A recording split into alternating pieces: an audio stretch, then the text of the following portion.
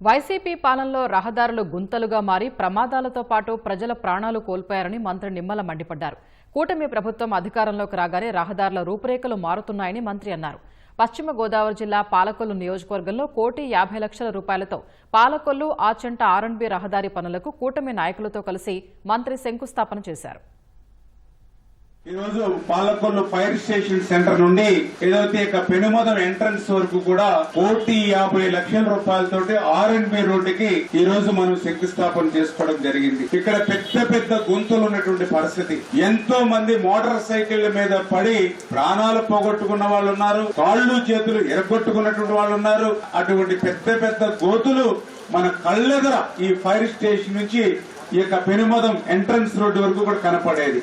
ఈ రోజు అధికారంలోకి వచ్చిన తర్వాత డైరెక్ట్ గా సీసీ రోడ్డు అంటే సిమెంట్ రోడ్డు నిర్మాణం చేసి ఇంకొక 30-40 సంవత్సరాల వరకు కూడా రోడ్డు చెక్కు చెదరకుండా ఈ రోజు 1,50,00,000 ఈ రోజు ఆ రోడ్డు శంకుస్థాపన చేసుకోవడం జరిగిందనే విషయాన్ని సందర్భంగా మరి తెలియజేసుకుంటూ